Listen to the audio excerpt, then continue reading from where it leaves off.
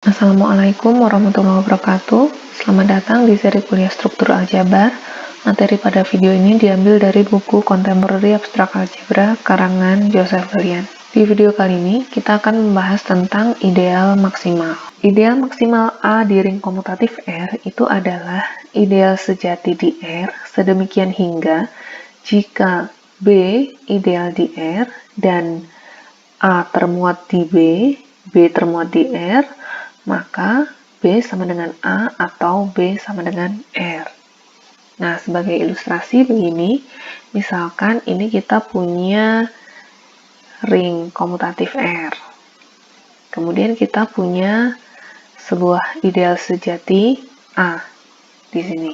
Nah, kalau A ini adalah ideal maksimal di R, kemudian ada B yang juga merupakan ideal di R, maka B ini tidak lain adalah A atau B ini tidak lain adalah R. Artinya apa?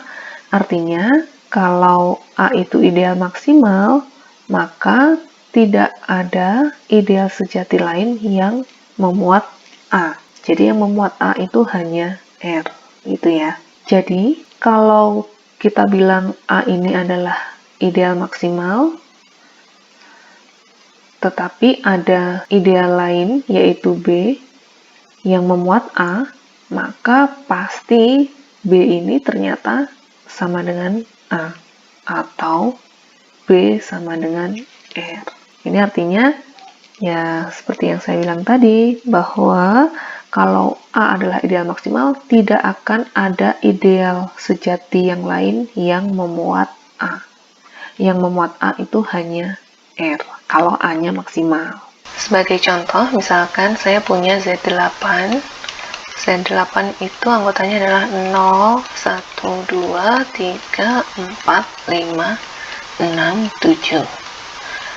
Nah, kita mau cari siapakah ideal maksimal di Z8 gitu ya. Oke, kalau ideal sejati yang dibangun oleh 1 itu tidak lain adalah Z8 ya. Berarti ini bukan ideal sejati. Berarti ini bukan ideal maksimal yang kita cari. Oke.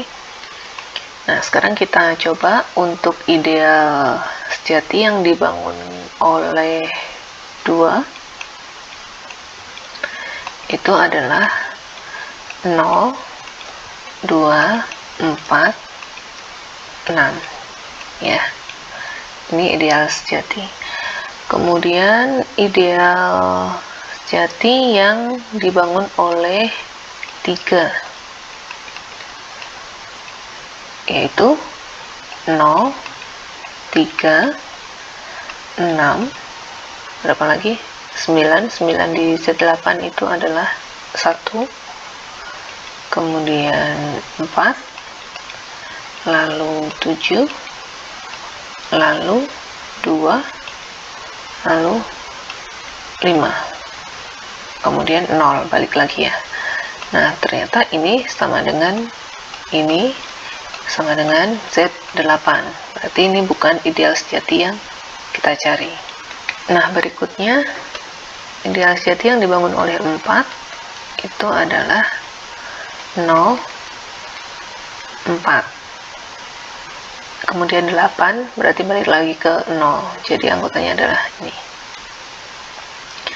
Kemudian ideal sejati yang dibangun oleh 5 itu adalah 0, 5, 10 di Z8 itu 2, 7, kemudian 12 di Z8 itu 4, kemudian 9 di Z8 itu 1, kemudian 6, kemudian 11 di Z8 itu 3, kemudian 0, balik lagi ya.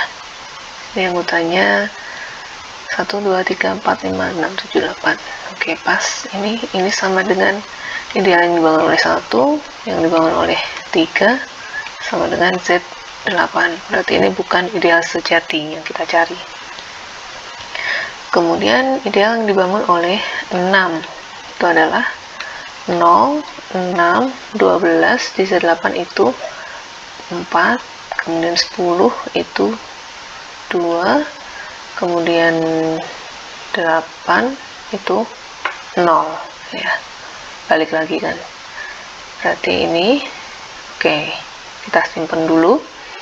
Kemudian selanjutnya ideal yang dibangun oleh 7 itu adalah 0, 7, 14 di Z8 itu 6, kemudian ditambah 7, 13 itu berarti 5, kemudian tambah 7, 12 itu berarti 4, kemudian 11 berarti 3, kemudian 10 berarti 2, kemudian 9 berarti 1, kemudian ditambah 7 lagi jadi 8 berarti 0.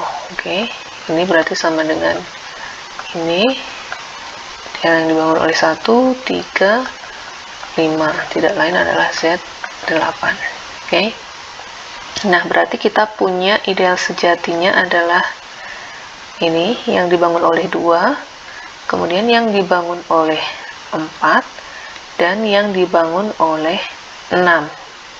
Nah, dari sini kita bisa lihat bahwa yang dibangun oleh 6 ini sama dengan yang dibangun oleh 2 ya. Oke, berarti sebenarnya cuman ada 2, yaitu ideal yang dibangun oleh 2 dan ideal yang dibangun oleh 4. Nah, dari kedua ideal ini mana yang maksimal?